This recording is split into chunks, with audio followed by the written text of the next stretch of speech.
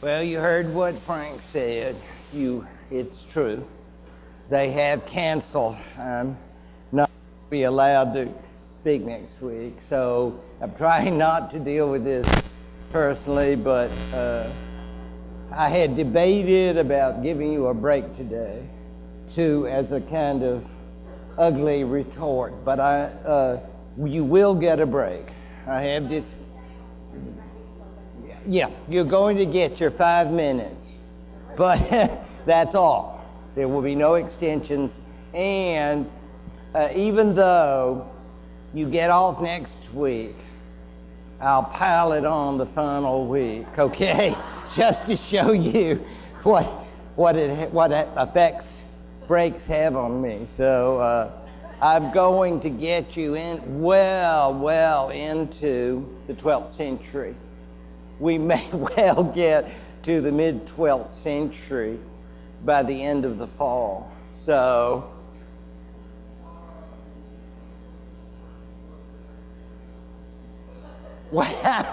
absolutely. We're going to be thinking until, I was going to say 1217, until 2017 about Henry II.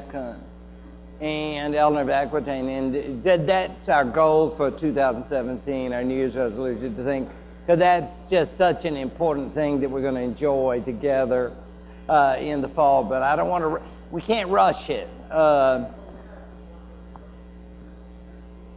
of course, I mean, you know, the intellectual opportunities are always there, whether we are together or we are separated by distance.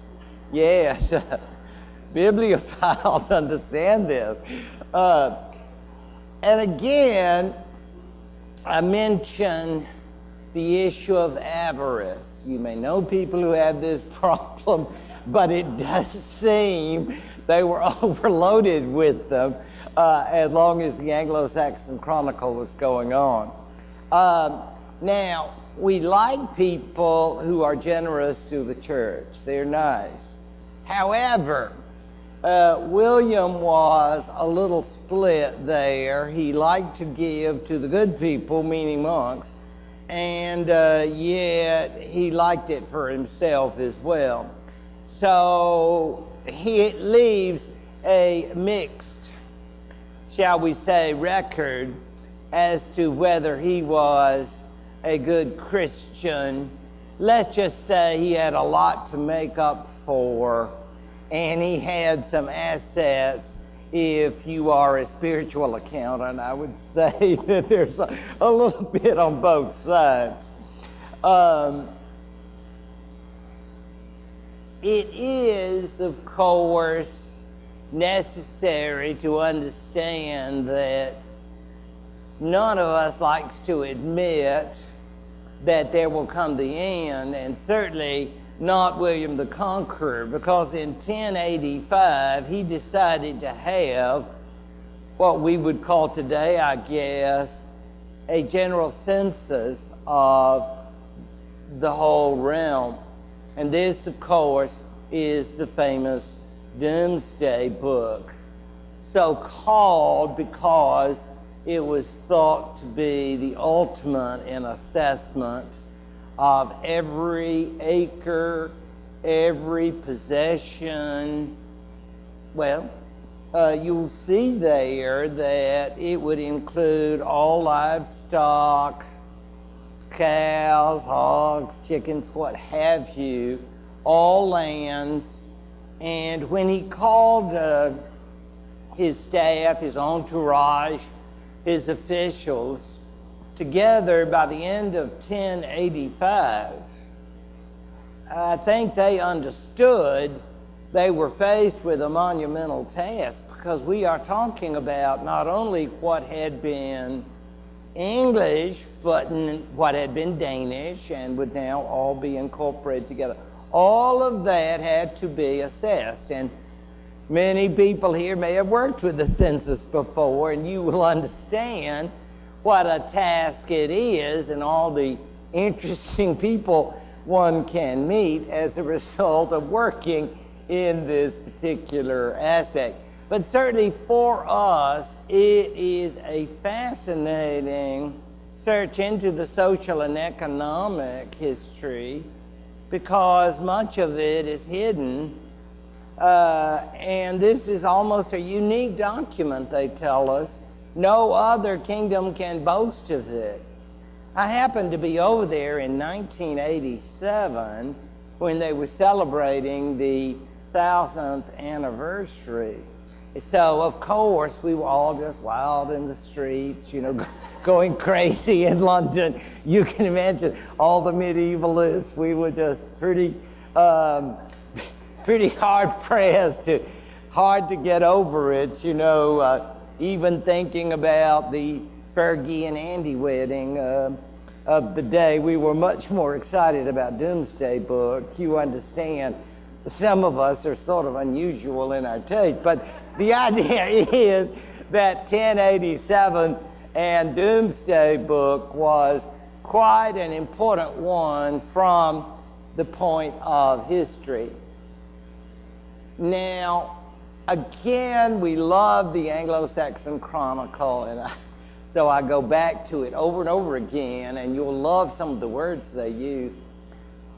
How many hundreds of hides, and we'll see that word again as a medieval measurement of land, were in the shire, what land the king himself had, and what stock upon the land, or what dues he ought to have by the year from the shire. Also, he commissioned them to record in writing how much land his archbishops had, and his diocesan bishops, and his abbots, and his earls.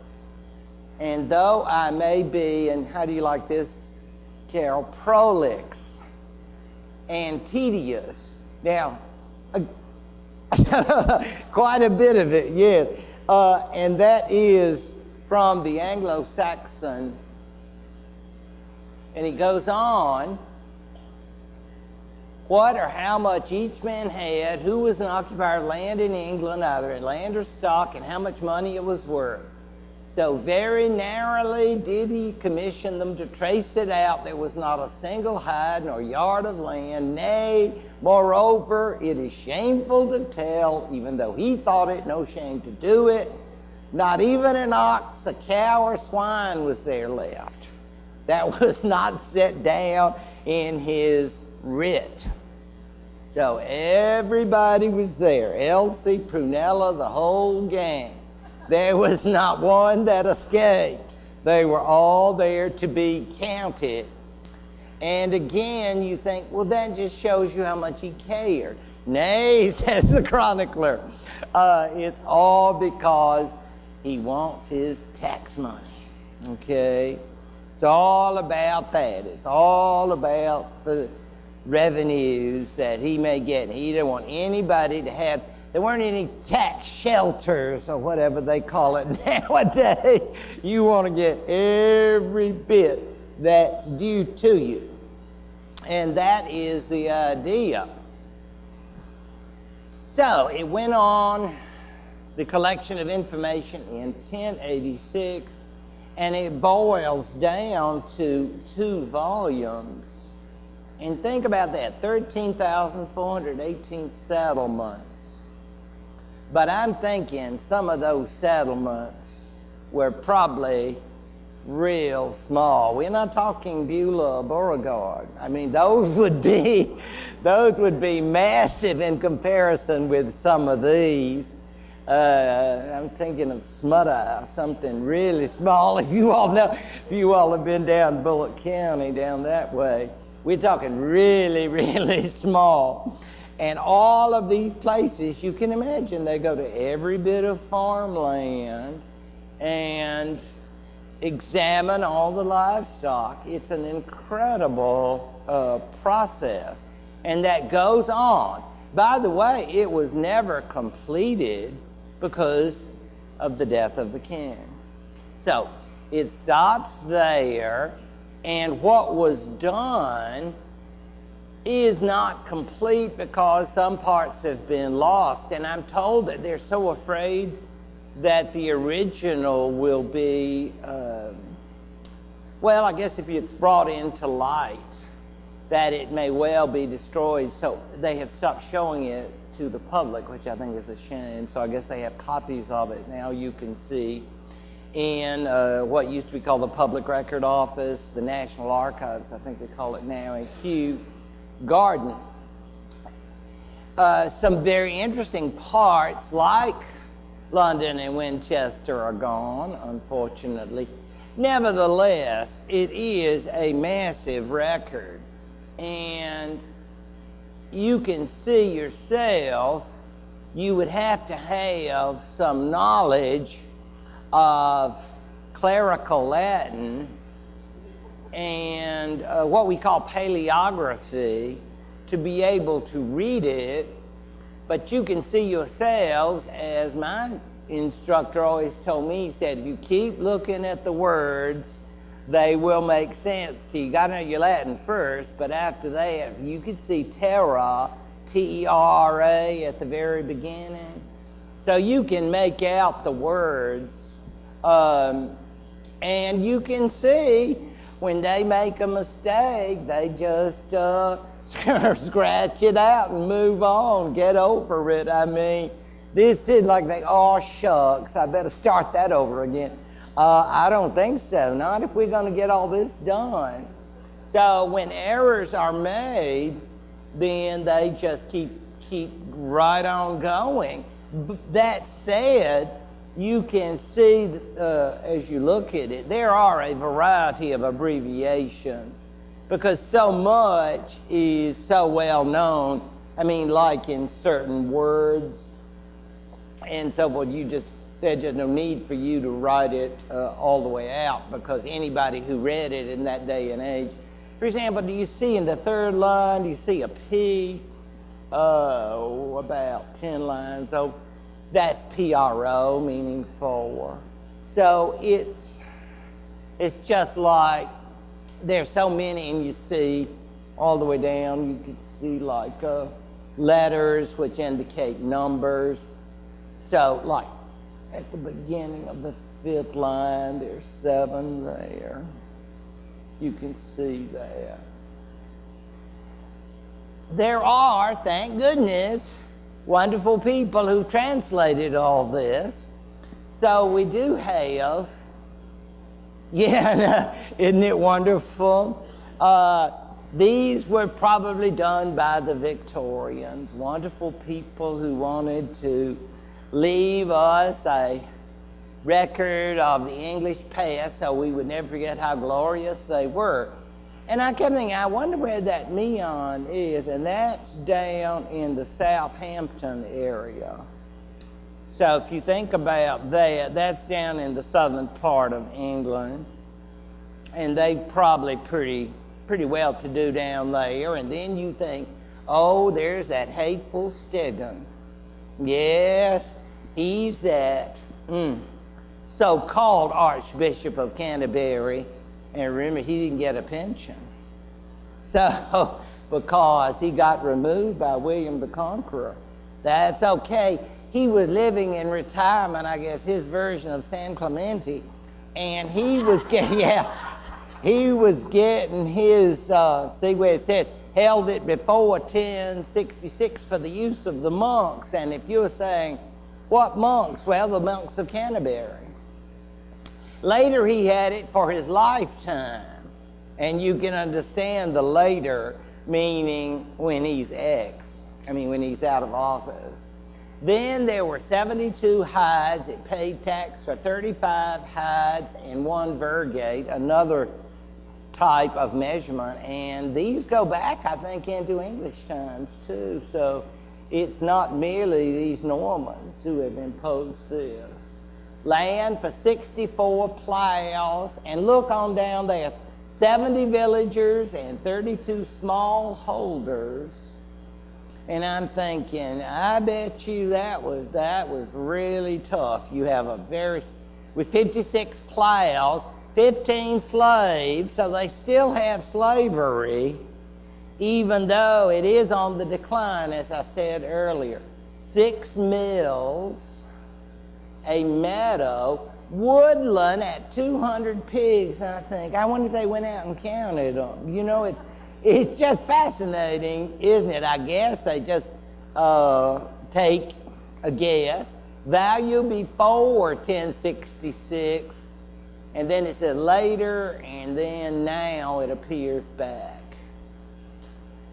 And basically, what I get out of this is they go into a lot of detail, but not just for idle information so they can put it in an almanac or something like that. I think they are very interested in royal revenues. I don't think there's any question about that. That nothing is to escape the attention of the crown in that respect.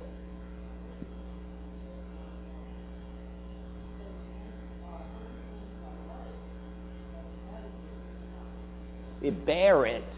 I think that means that technically it would grant that much, but it doesn't have the ability to. It has a potential, but it can't do it at present. In other words, someday soon maybe. But value, you notice how it speaks of value, and as far as the weight in revenue, I think it has to do with, you know, when you get into the question of what kind of currency or how valuable is it in terms of the precious metal in it, and questions of that sort, which are very interesting to learn about. He had 3 sons. I would like to tell you they were loving boys. Already they laughed. Yes, it's a lie. They were not. They were, I am afraid, a very sorry lot. And because Robert rebelled against his own father, he would be disinherited from England, because William had the choice in terms essentially of saying, this is my choice to be my successor. He did not have the choice in terms of who would become the next Duke of Normandy, so he accepted him. Interestingly, and I suspect you women can understand, Robert's mother, Matilda, tried to bring father and son together as much as she could. No surprise there. And so, even though I think she must have understood that he had a shifty side to him, and his uncle Odo was one of his partners. And I think it's kind of interesting to note that at one point Lanfranc says, well, why don't you just put Odo in jail? You know, he is a troubling. He said, well, can I do that? He said, he is a bishop. He said, he's a bishop in Normandy. Over here, he's an earl or a duke, so lock him up. So he did. So Odo had to serve some time. I don't think it was hard time, as they say in the papers. So I think it was soft time. I think it was probably nice. He just had to read more books and probably didn't get a lot of breaks or time off. But yeah, basically all of this is in terms of conspiracies against the king, and the idea that poor William's children thought he had lived long enough, and since they didn't have retirement back then, he just couldn't wait, so to speak. I mentioned that William, that is, the younger William, would now become King of England. The third son, named Henry, or as we say in French, Henry Beauclerc, meaning that he was a scholar. He knew Latin, he was well read, and as the youngest of the three, if he was given a cash settlement, I don't know what his vocational plans were going to be. I guess a quality time with his two brothers. I don't think he had the temperament to go into the priesthood.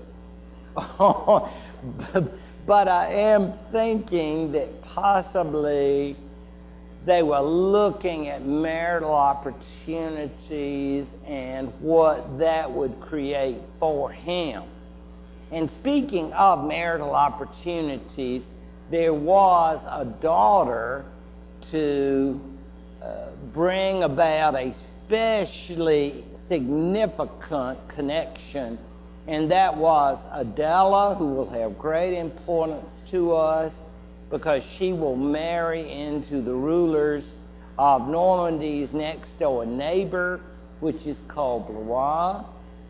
And that area, being next door, was previously a source of some conflict, and I'm sure that William hoped, and he was right, that this would create a very good relation between the two.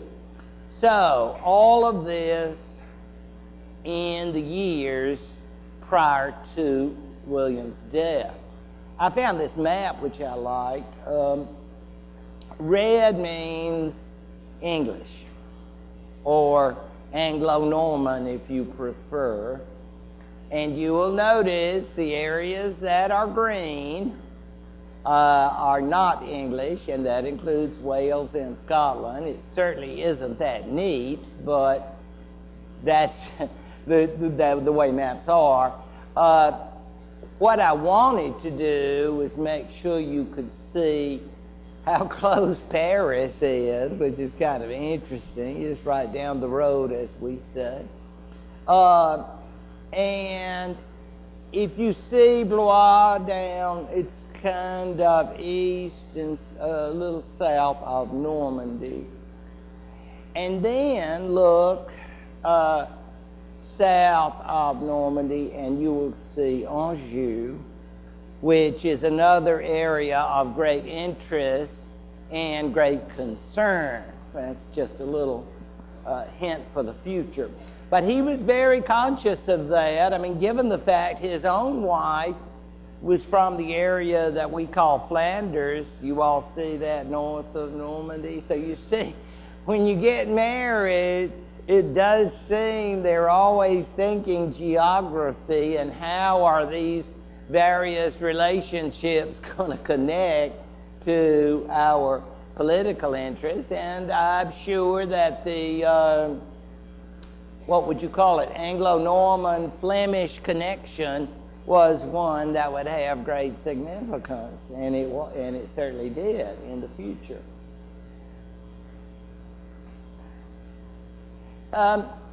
It is odd to think that he was fighting against his own lord, and you say, well, that's not very feudal. You're not supposed to fight your lord. Well, these things happen. It's unfortunate. They didn't attend that session of the anger management class, whatever it was. But he actually fell off the horse. Ooh, I just can't imagine how that would hurt. Oh, I mean, you just think about, I don't even want to think about it. I love Flicker just as much as the next person, but I sure don't want to fall off one. Anyway, I don't think he was in such good shape anyway. So, in a relatively short amount of time, he died, but he had Lanfranc right there. I'm not sure he trusted any of those sons. So he said, now, I guess he said, I'll find out what you're doing. I'll be in purgatory, but I'm checking up on everything you're doing, and you better not mess around. Because remember, I made you Archbishop of Canterbury, and I expect my will to be made. He said, yes, sir, and it will be. And so this is very important. The burial place, I thought was just beautiful. If you've been there in Normandy, you went there. To Caen, but you didn't go see the grave. You did? I should have known. You never miss a thing. That is one. And I think Matilda's there with him. And that's really nice that the French revolutionaries didn't bother them, because, they upset a lot of the other rulers. But I think these folks over in Normandy, they left them alone. They said, forget it. It's not that big a deal. But it is a beautiful, wouldn't you agree? It's a beautiful church. If you did you go by there at least, see it outside? Because it's St. Stephen's, and it really is beautiful. And so I thought I would mention it simply because he's buried in Normandy and not in England, because a lot of us are so caught up in our Anglophilia that we forget sometimes that these folks are really Normans at heart.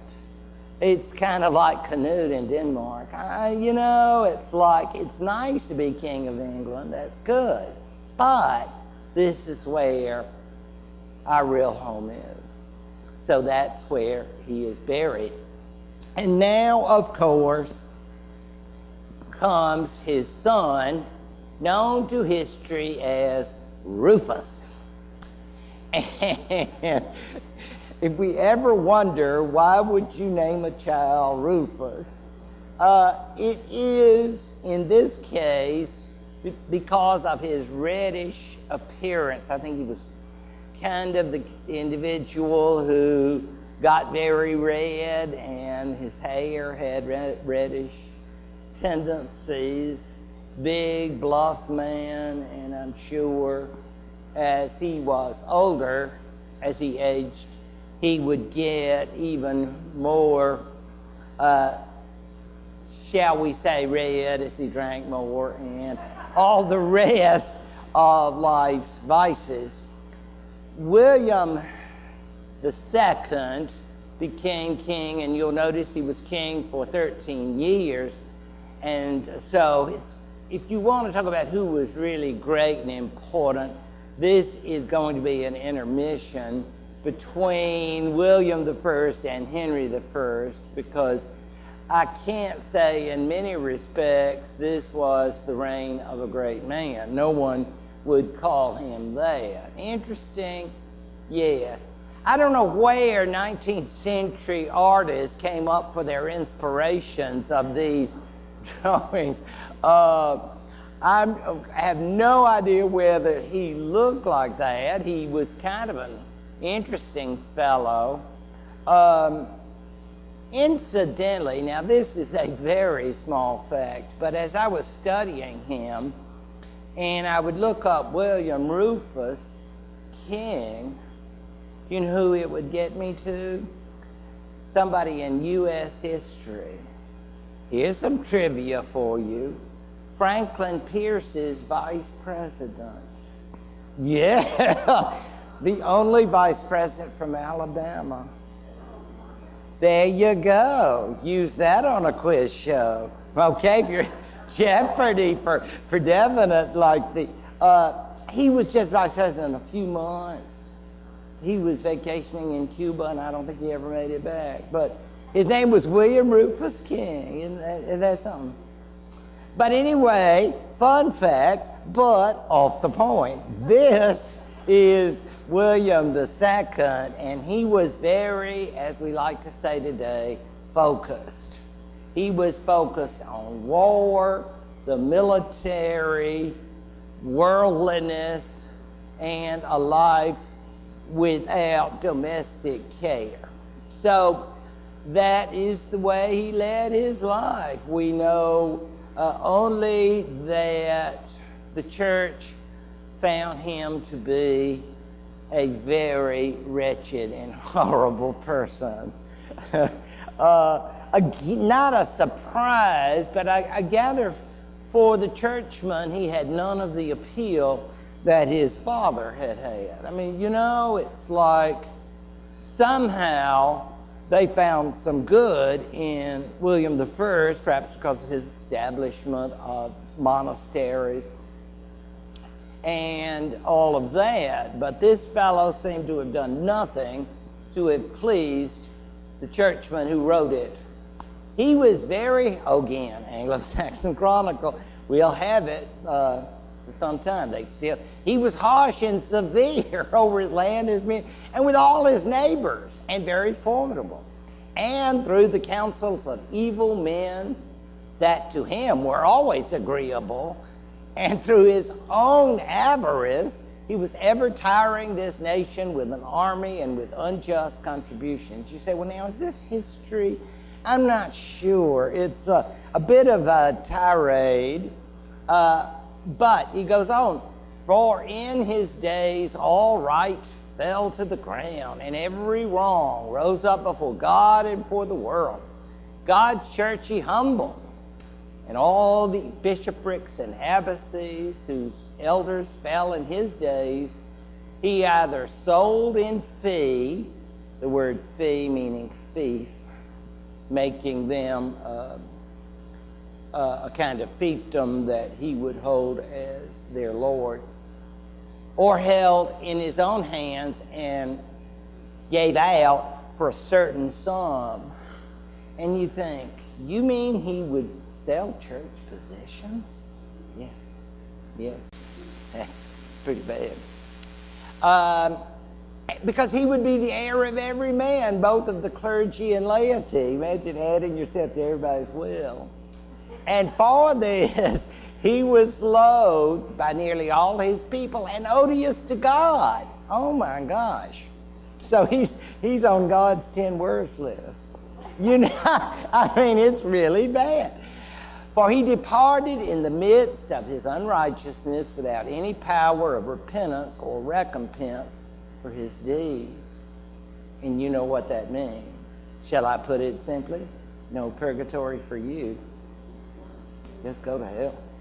Okay?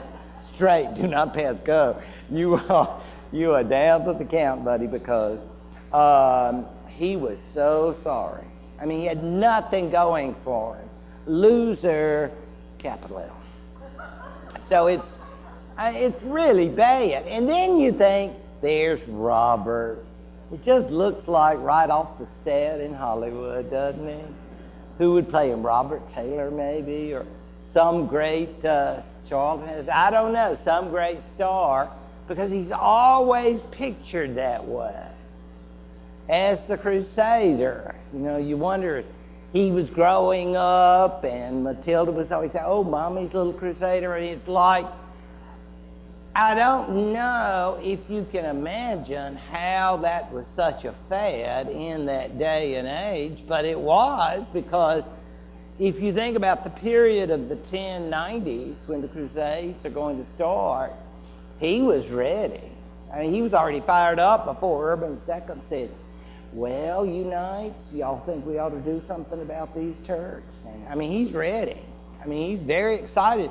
And he's willing to do what he needs to do. And what folks have to do sometimes is pawn.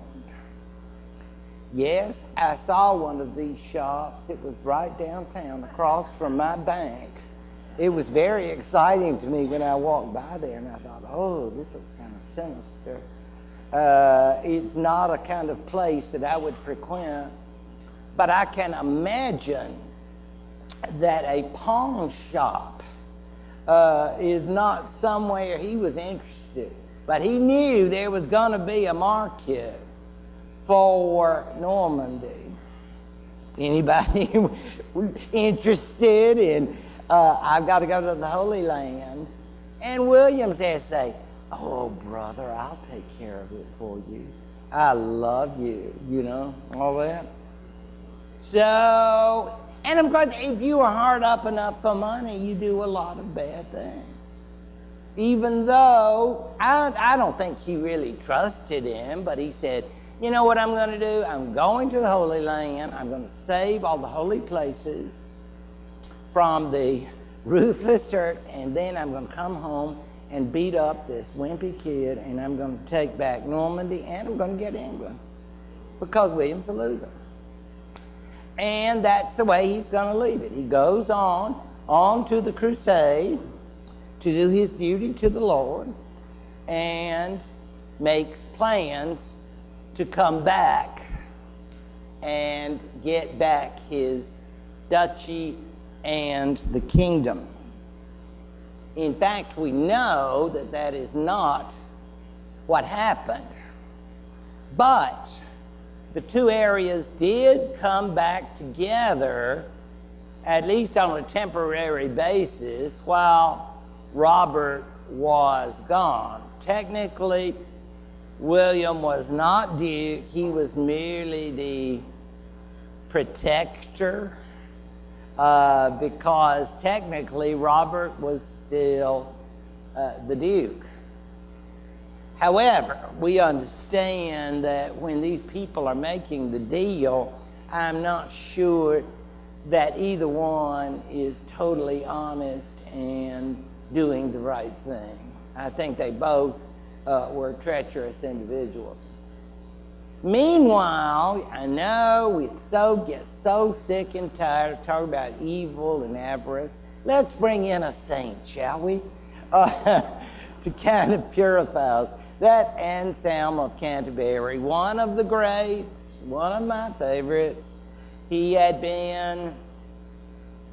was, in fact, as we would say today, a senior when he became Archbishop of Canterbury. Now, Lanfranc died in 2 years after William the Conqueror. And you would think, well, I guess poor Rufus was just caught up in his grief and he just couldn't act. Oh, I think he dealt with it real well.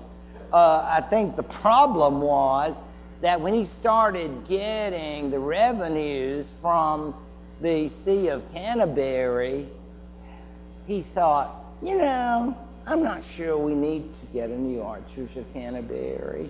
It's kind of good to have it absent because... And then, you start figuring into your budget and things like that, and then you say, I don't need a new Archbishop of Canterbury. But it does appear that the position was going to go along, and maybe there would not be a new Archbishop of Canterbury. In 1093, 4 years it took him to get to it. And the early he did, he thought he was on his deathbed, and he thought God was going to get him. He said, oh, Lord, I'm going to die. And so I think I'll get a new Archbishop of Canterbury. And he goes all the way because he gets a scholar. He gets someone who is a major figure in the Norman church, a protege of Lanfranc's, no less, and a man who was already a celebrated scholar and churchman. And you're thinking, how did William Rufus pick him? Oh, I'm sure he had talent scouts out there seeing, who would be the best and going through people's CVs and finding out. Anselm had all the credentials, especially when you think you're dying. See, and you're saying, oh, I'm dying. I'll get this wonderful Archbishop of Canterbury, and God will say, wow, you're a great guy. I'm going to purgatory, yay. That's the idea here. Actually, I have that painting. Oh, and there's Rufus. See all that red hair? So, and you see there is Anselm, and in the idea, you see him there in his monastic outfit, and he's saying, oh, shucks, I don't think I better do that, sir. I appreciate it, though. Somebody has said, did he really mean it, or was this all like a lot of us say, oh, shoot, I just couldn't do that. That's just too much for me, but thanks for asking. Part of it may be the pro forma, but I don't know, at 65 years old, if I would want to be Archbishop of Canterbury. He said, I feel like an old bull being tied up with a young oxen. It's like, I'm not sure we could have a good working relationship. You are not exactly my kind of king. Forgive me. Let me just get back to my philosophy, because Anselm was a great philosopher and great monastic leader. He didn't need this to make his CV better, or like he said, today Canterbury, tomorrow Popedom. It's none of that. I don't think he was necessarily a very ambitious man. He was an Italian who, like Lanfranc, had made it big in the Norman Benedictine world. And he was a philosopher of great note and an individual who now had a massive opportunity. And after he gave the crosier to Anselm, and Anselm became Archbishop, you know what happened? William started saying, oh, I'm feeling lots better. And now, Anselm, I'm running the church. And Anselm said, now wait a minute. I think you're a little confused, Your Majesty. There's the Pope, and then there's me, and then there's you. So let's get that straight. And William understands I've made a big, big boo-boo. And so he will have to deal with that. So let's take your break. You have 5 minutes, 3:15, not 15, 5 minutes. Enjoy each one of them. So now William and his Archbishop. Anselm is thought of in many respects as being this great champion of the church's liberty and this enemy of both William Rufus and his successor Henry I, and that's true.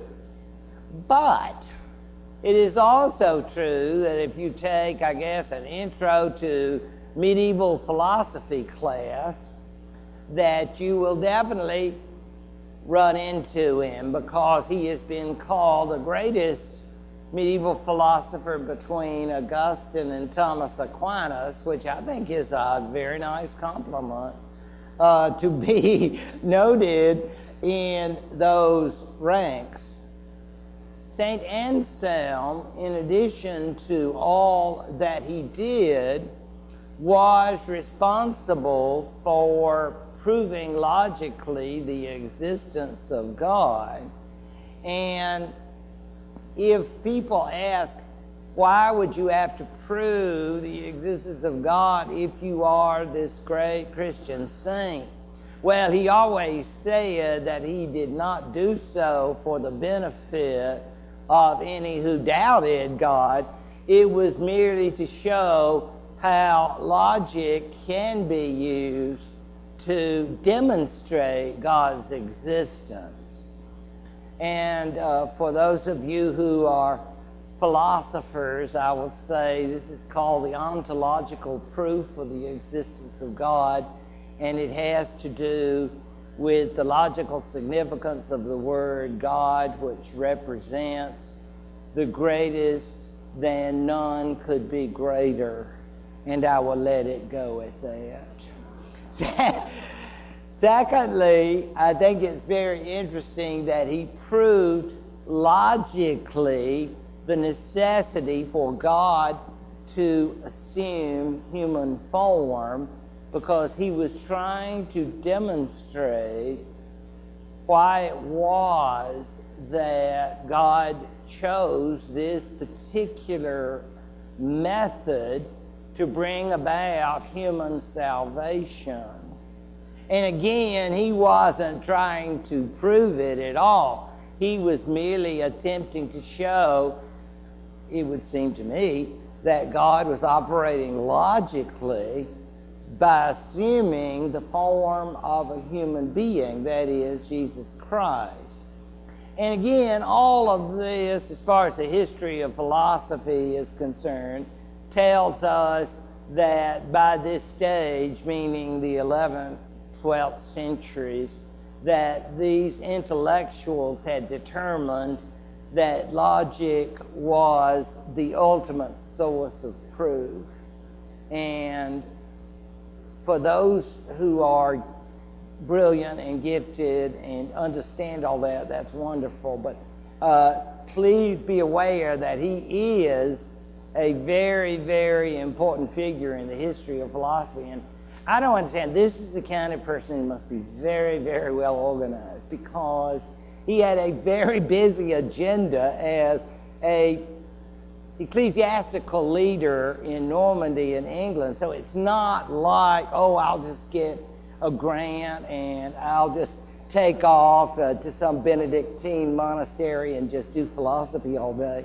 He is very busy as a major leadership figure, and particularly when he has to deal with a brute like William Rufus, because William was definitely not on the reformer train movement. I mean, it's like Rufus was part of the old. He liked it the old way, just like his father. And this again has to do with the practice that many of you have heard me speak of before, investiture. And that is when the new bishop gets on his knees before the king and receives his crozier, mitre, his ring, his symbols of his authority as a bishop. And that was the old way of doing things. But folks have been saying now since the early 11th century, that won't do anymore. Well, it did, that's the way Grandpa did it. Well, yeah, but that was wrong. And see, Grandpa, if he was still here, he would tell you the same thing I'm telling you. So you need to change. Well, this will be a terrible fight, and it will go on in various places. But William Rufus just, let's just say, his health got better. He's feeling fine. And so he's feeling fine. He says, Anselm, you've got your opinion, and they're wrong. And I'm king, and you're a loser. So there, it's just like you think, aren't you listening to the Archbishop? He's this great temple of wisdom. No, he could care less. And it got so bad that finally he actually left the country. I think probably that was the best thing for his health and his maintaining his living. I don't think it would have been good for Anselm to have stayed, quite frankly.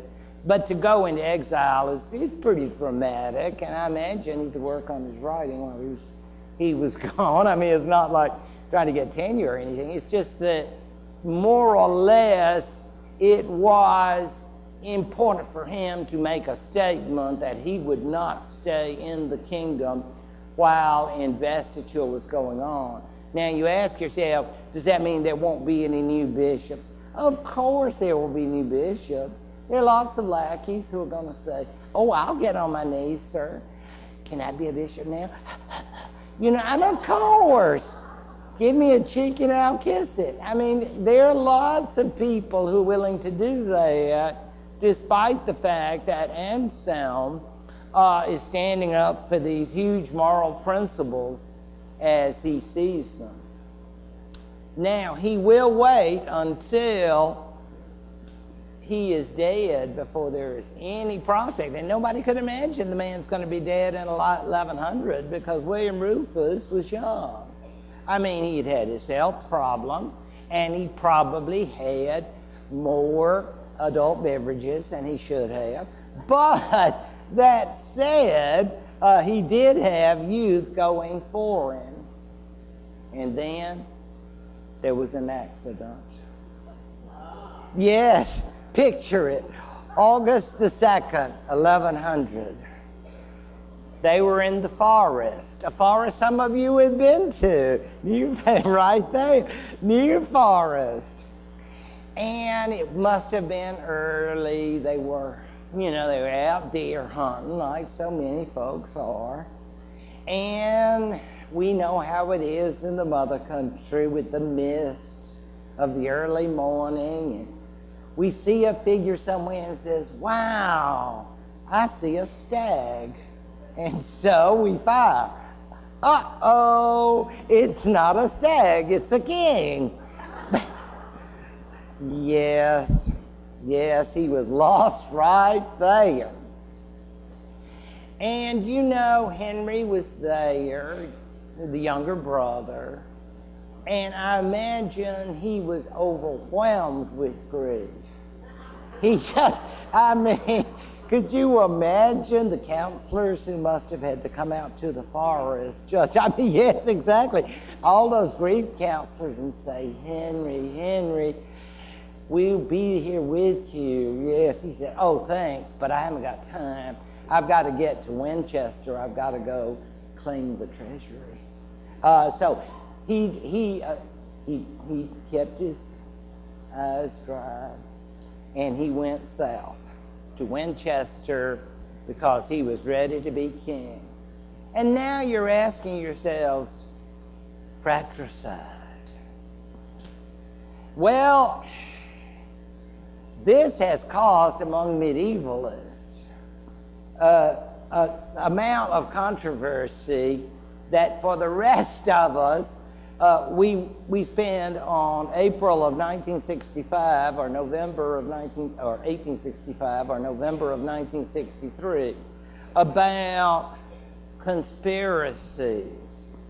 Or was it just one of those things? I mean, it does get awfully dense.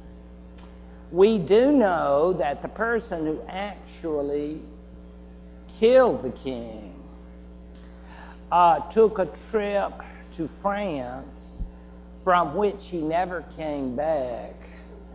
And he did seem to have a relationship with Henry, which might be described as a close one, but he never did return. That is incriminating evidence, but you could say, well, it was circumstantial. Of course, he was just grief-stricken over what he had done, and so he never felt comfortable about staying in England, and so he exiled himself and spent a life of sorrow. Maybe. It's, it's possible, I guess. But we do know that it wasn't like some commission would be set up, because nobody was really sad. I mean, it's awful. William II was not somebody that would create a lot of grief in his passing. Oh, he was good to the soldiers. I mean, he loved soldiers and hung out with soldiers. I mean, he would be I'm sure he would be a laugh in the USO Club. But it's like, in terms of significance, it just wasn't there. And so Henry took advantage, and I mean fast, same day. Same day. Didn't even wait for the archbishops to get himself crowned. It's like a quickie, you know, it's like, we can do the cathedral later, baby. Let's just go to Reno and get hitched. I mean, you know, that's all it takes. And this is supposed to be another either late 19th or early 20th century depiction. And there are faithful animals. Of course, you see the pooches thinking, oh, poor king.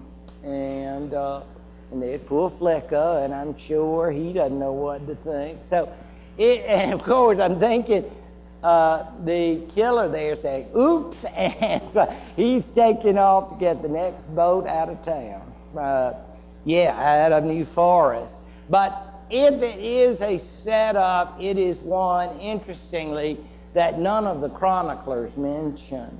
And it seems like scholars always say, if it had really been a killing of King William, wouldn't they have mentioned it? I mean, they didn't hesitate to mention a lot of other things. All their suspicions about William's private life, as you can well imagine, that they had some very nasty things to say because they told it like they thought it was in terms of their sins. And we would say now they were judgmental. Yeah, seriously judgmental. So if they thought that Henry had his brother killed, it seems like they would have mentioned it. So most scholars, I suspect today, would assume it was accidental. That said, it's hard for me to believe, but I'll leave that with you. They even have their own slab right there in New Forest. So I thought I would bring you, and I think, well, they got everything else commemorated, so we don't want to miss something. So here stood the oak tree on which an arrow shot by Sir Walter Tyrrell at a stag glanced and struck King William II, surnamed Rufus. So there you have it, and you can imagine all the people who you see the puddles of water. Does that thing make you think of English weather? Yeah. So basically, it is commemorated there in New Forest. So during your next visit to buy cars or whatever purpose you may have for being in the area, you might think about the poor soul who was mistaken for a deer.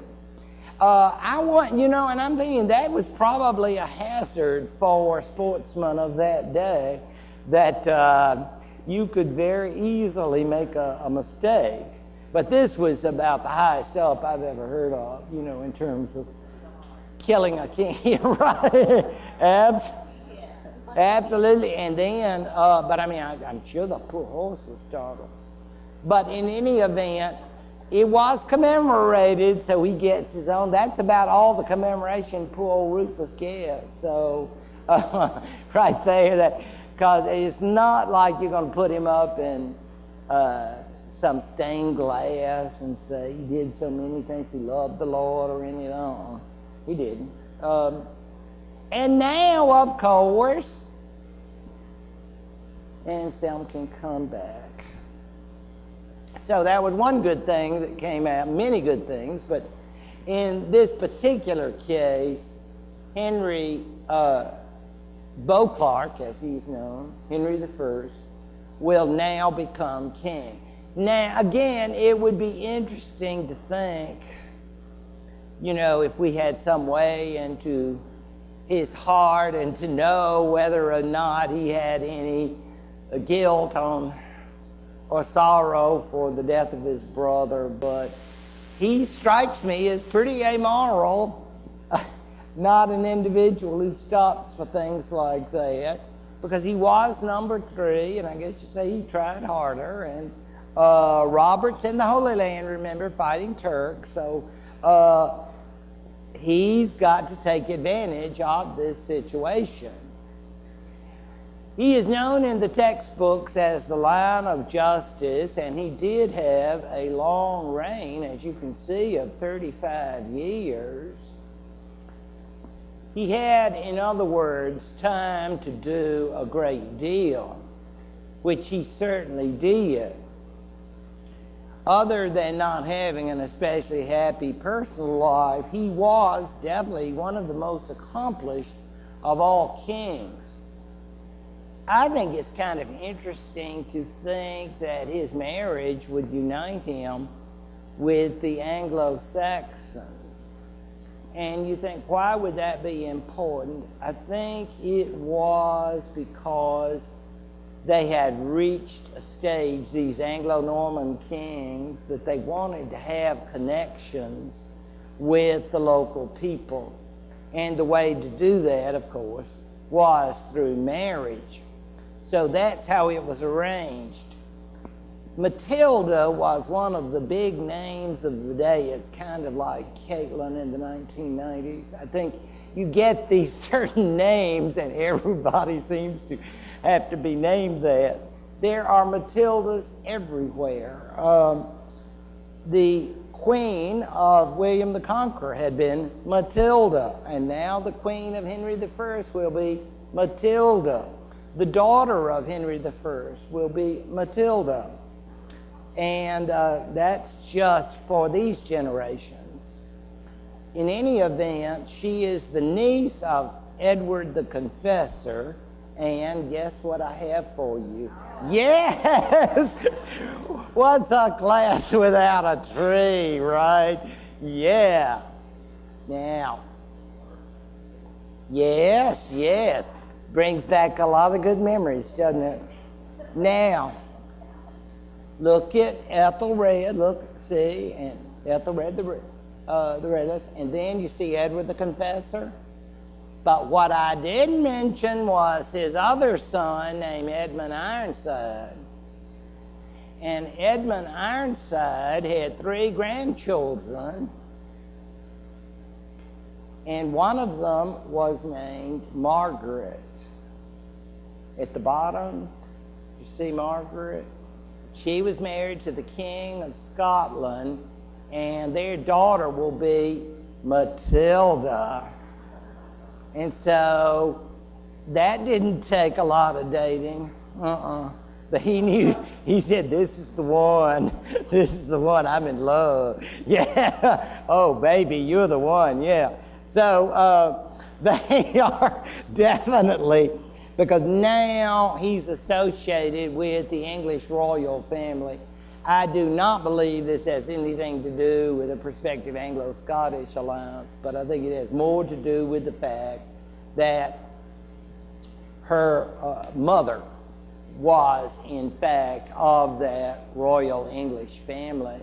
And that's the first tie, you see, this particular family has had with the old Anglo-Saxon line, which I think in the context is very, very interesting. And you'll notice none of the other children from that line have any other descendants, so this is a one-time deal. So he snapped up Matilda, you can be assured. Robert made it back, but it was not a happy homecoming, I'm afraid. Instead of, oh, Bobby, you're safe, I'm so glad. Instead of that, it was war. Because again, Robert, he didn't make it to William's funeral. I'm sure he sent a nice note and some flowers, but he didn't make it. And he too probably had a counselor that he had for the grief. But he got over it too. And he got back and he was ready now to fight Henry. But instead, he lost everything. It's amazing. He had that nice trip back from the Holy Land. He fought a battle, and this is the Battle of Tinkerbray in 1106. And then it's, as they say in Britain, the lockup. And that will be until 1134.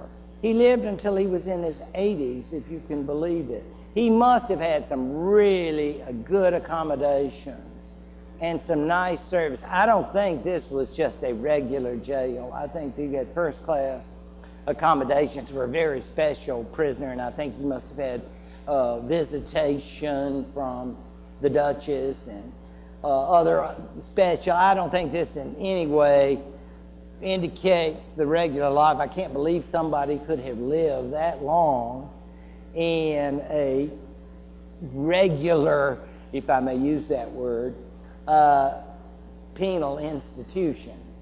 But that said, he died as a prisoner of his brother. He did have a son, but his son was never able to get it going. So that particular line became ineffectual, and William II, having not had any children, then would no longer be a factor. So Henry I, pretty well, once he's conquered, or taken advantage of Robert, known as short stockings, care of those, would in fact now be in charge. There he is. Again, Gloucester Cathedral, if you're ever up that way. And to think about being 83 in that period is a pretty, it's a pretty great accomplishment. If you stop and think about the various issues of aging in 12th century England, but that said, it couldn't have been too much fun for an individual who had been a great warrior and crusader all those years of inactivity. But now he could no longer bother King Duke Henry, who had it all. And as he did so, he was now prepared to try to deal with the church.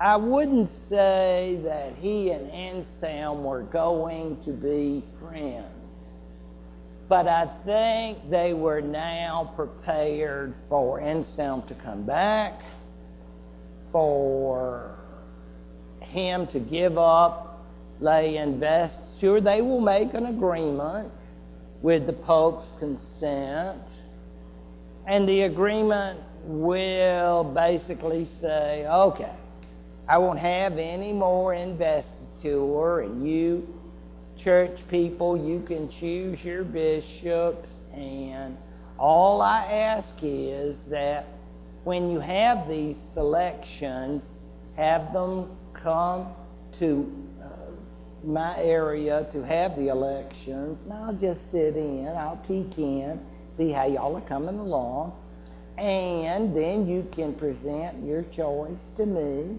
so I can just say hi and congratulations, give them a hug. And basically you think, it just sounds too good to be true. How right you are. You smell that rat. Yes. The freedom of elections meant that they could freely elect as long as the king agreed with their choice. So you say, well, I don't see how that's freedom of elections. Well, they're free to make a choice the king agrees with. I think the king wanted to keep his right ultimately to control the church, even though they had dropped the whole investiture business. It's more like, I'll no longer go through the ceremony, but I still want the power. So we had it. And that's why I said here that the conflict was far from over.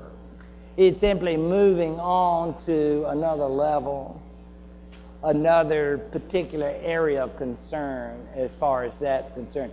But Anselm will now stay and continue his work as head of the English church, and this will be very significant for the church and for Henry's reign. However, it doesn't seem to have helped Henry's reputation. If you are a king and you have nightmares, think about having one like this. You suddenly think of being surrounded by bishops and abbots, and they have their croziers in you, and they're beating the you-know-what out of you, and you're thinking, oh, that must hurt. Yeah, just like you hurt us, you pluralist, you're simoniac. They're calling him all kinds of bad names. And he wakes up and he says, wow, I'm glad I run the church. It's wonderful. Because, of course, he fleeces the mercilessly. You say, you mean he has it too? Yes. Terminal avarice.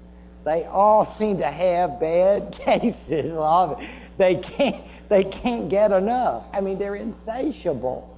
And so, we were talking earlier about nickel and diming. They can think of more surcharges and taxes on bishops and abbots and all those kinds of officials.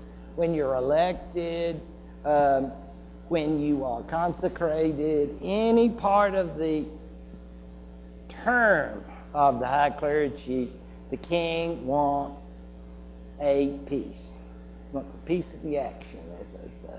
So he never is going to get a good write-up in the Anglo-Saxon Chronicle, or as far as I'm aware, any of the other church chronicles. This comes, of course, from the manuscript of one of those chronicles, the idea of the nightmare of Henry, because Henry knows he's been a bad boy, and in purgatory or wherever, he's going to do, you better be ready to do some tall talking, buddy, because God's going to be mad at you.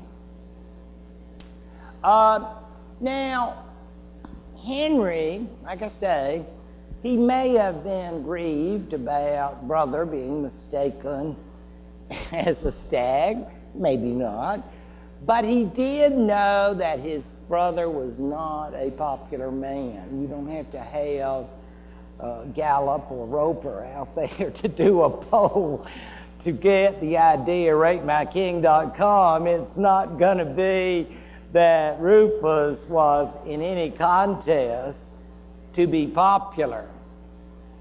So in fact, we know that